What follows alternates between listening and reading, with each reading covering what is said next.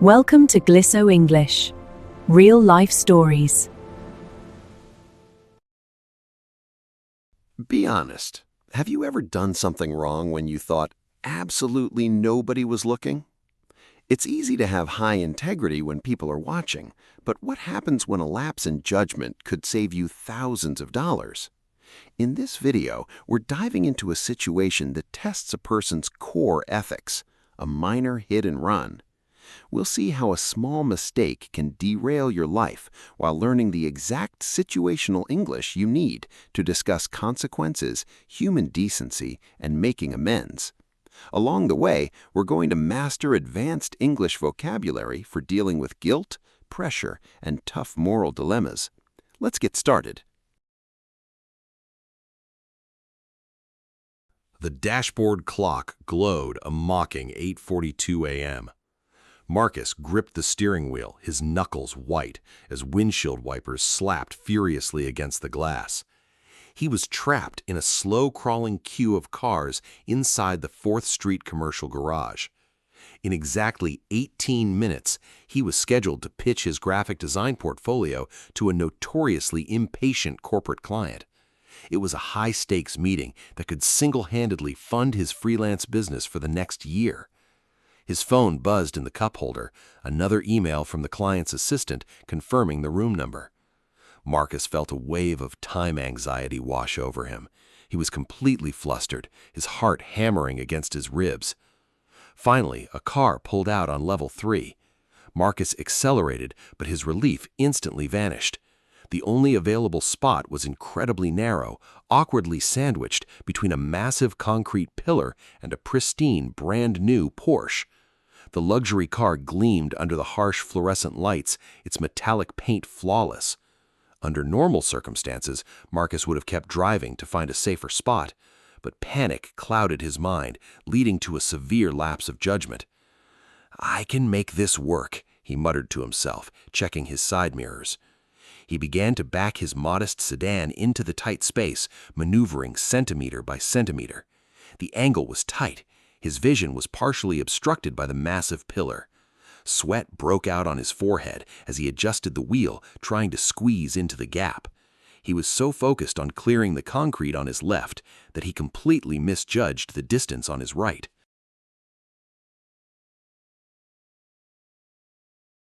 A sickening crunch shattered the quiet of the underground garage. The sound was sharp, metallic, and instantly recognizable. Marcus slammed on his brakes, his body freezing as a cold wave of dread washed over him. For a long, agonizing second, he sat completely motionless in the driver's seat. His stomach dropped as the harsh reality of what he had just done settled in. He slowly shifted the car into park, opened his door, and stepped out into the chilly air.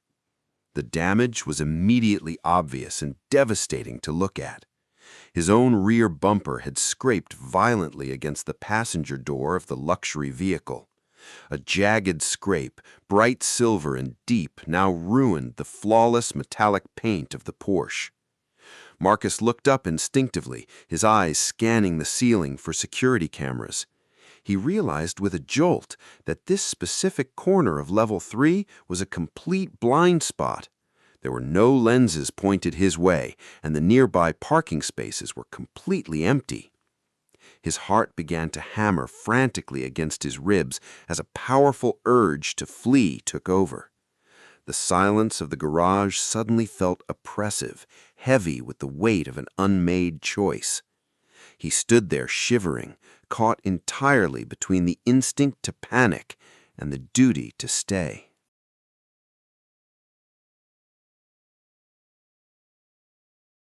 Marcus stood frozen in the quiet garage, his mind racing as he began to battle his conscience. He looked at the deep scratch on the Porsche, then down at his own dented, inexpensive sedan. "The person who drives this car is obviously wealthy," a small defensive voice whispered in his head. He convinced himself that the owner could easily afford the insurance deductible without even blinking. Then he looked at his watch. The high-stakes client presentation was now less than 12 minutes away. If he stayed to write a note or wait for security, he would definitely miss the most important meeting of his career.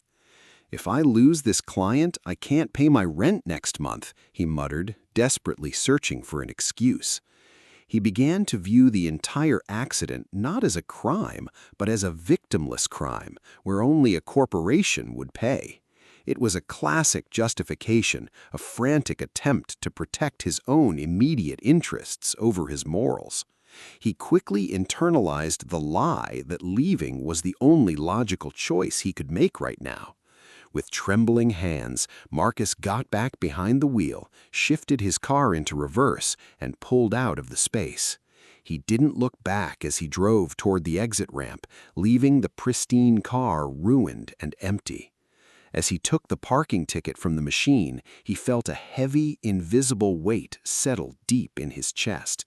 He had escaped the garage without being caught, but the real battle inside his mind was just beginning.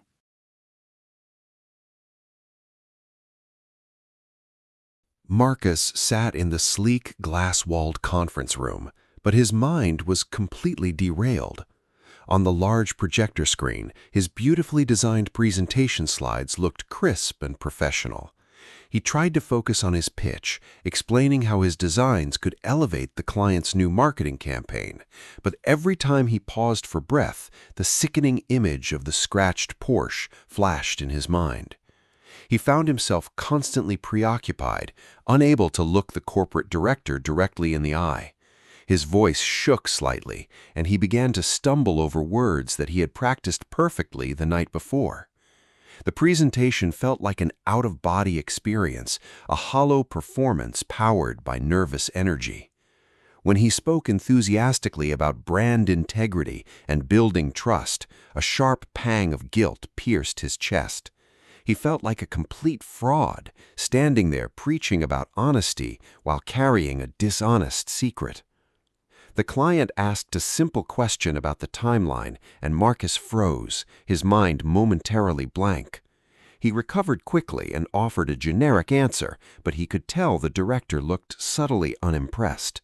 The high-stakes meeting that was supposed to save his business had been ruined by a single moment of cowardice. As the clients politely shook his hand and filed out of the room, Marcus sank heavily into a leather chair.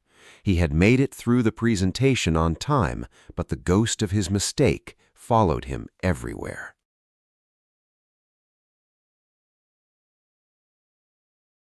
Marcus sat at his kitchen counter later that evening, staring blankly at a cold plate of dinner. The silence of his apartment felt incredibly heavy, and his phone felt like a hot brick in his hand.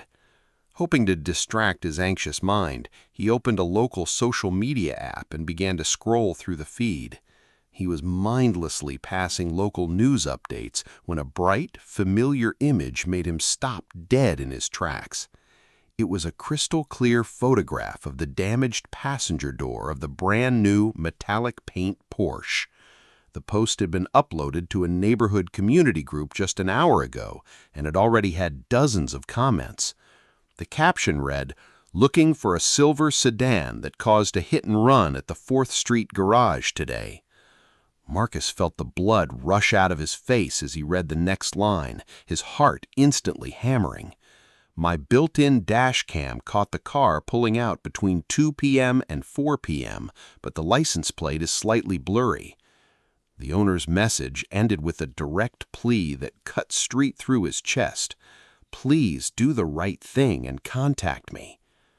Marcus stared at the screen, realized his digital footprint was out there, and felt a wave of cold sweat break out.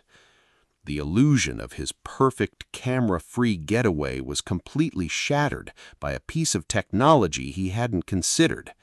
He closed the app quickly, but the digital witness had already done its damage to his fraying nerves. The physical evidence of his crime was now public exposure, floating on the internet for all his neighbors to see. He buried his face in his hands, terrified of the ticking clock that was now counting down to his discovery. The bedroom was pitch black, but Marcus lay wide awake, staring blankly at the shadows on the ceiling. Every time he closed his eyes, the glaring light of his phone screen flashed in his mind. He rolled over onto his side, checking the digital clock on his nightstand. 3:14 a.m. He began to frantically weigh the consequences of stepping forward versus continuing to stay quiet. If he confessed to the owner now, he would have to admit to a hit and run, which carried serious legal penalties. But if he stayed silent, the paranoia of being tracked down by the blurry dashcam footage would eventually consume him. The thought of a police officer showing up at his apartment door made his stomach twist into painful knots.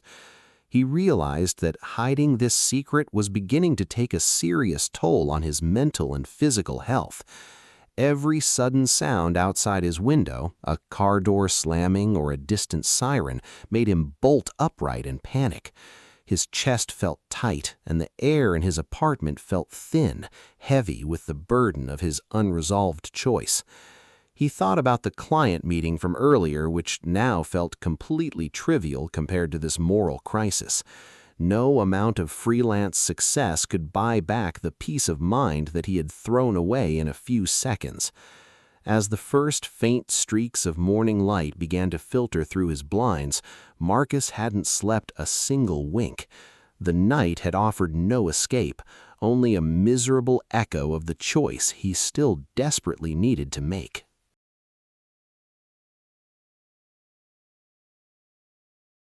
Marcus sat across from his sister, Vanessa, in a noisy corner table in their favorite neighborhood cafe. The steam rising from his untouched coffee did little to warm the cold, hollow feeling inside his chest.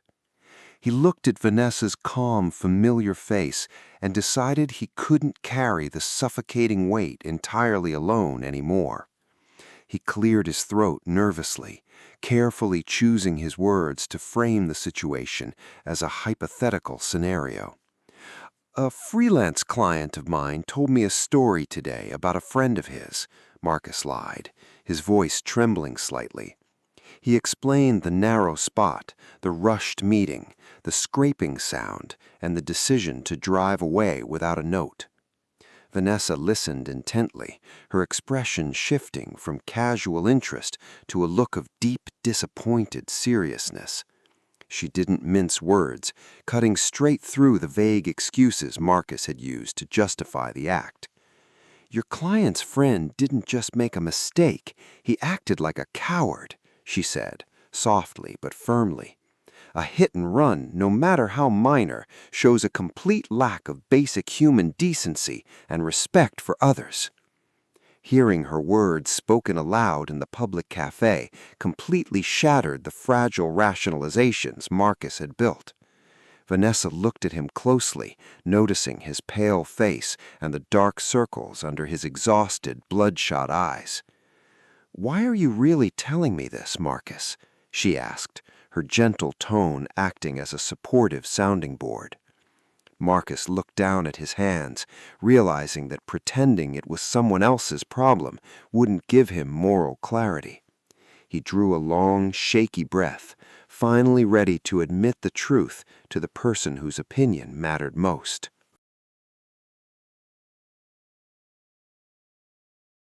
Marcus walked into the local police precinct, his hands shoved deep into his pockets to hide their trembling. The bright, sterile lights of the lobby and the low murmur of officers talking made his heart hammer violently. He approached the front desk, his voice barely a whisper, as he asked if an incident report had been filed for the 4th Street garage. The desk officer clacked away on a keyboard for what felt like an eternity, searching the digital database. Marcus braced himself for the worst, fully expecting handcuffs or immediate severe legal repercussions for his hit and run. Instead, the officer looked up and gave him the contact information of the person who had reported the minor accident. The owner didn't want to press criminal charges, the officer explained, checking the typed notes on the screen. She just wants her car fixed. She's a nurse at the community hospital and needs her vehicle for the night shift. Hearing this information was a massive eye-opener that completely shattered Marcus's original selfish assumptions. He had envisioned the Porsche owner as a wealthy corporate tycoon who wouldn't even notice a financial loss. In reality, the victim was Elena, a hard-working healthcare professional who spent years saving up for her dream car. The officer added that Elena had driven the pristine vehicle off the dealership lot just the day before the accident. Marcus felt a sickening wave of genuine shame wash over him as the true human cost of his actions became clear. His lazy justification about a victimless crime evaporated completely, replaced by a desperate need to make things right. He thanked the officer, took the piece of paper with Elena's phone number, and walked back out into the afternoon air.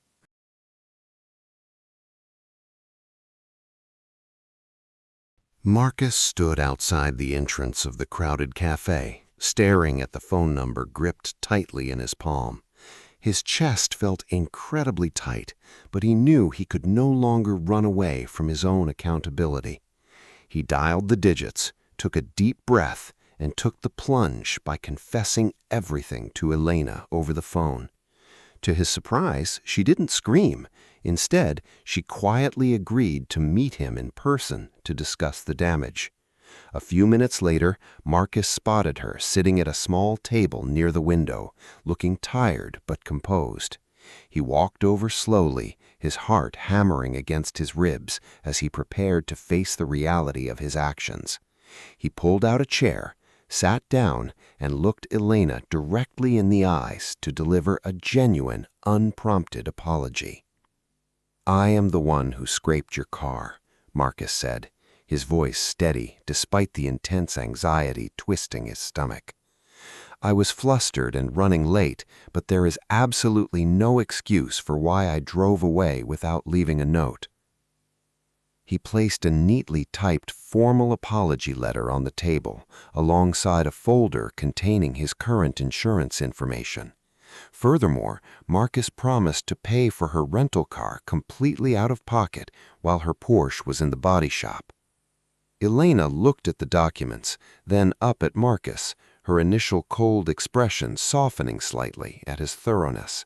She told him how incredibly stressful it had been to find her brand-new vehicle ruined after a long, exhausting hospital shift. Marcus listened carefully, offering no defensive justifications, accepting full responsibility for the emotional distress he had caused. By offering complete restitution, he finally felt the first cracks of relief begin to break through his heavy armor of guilt.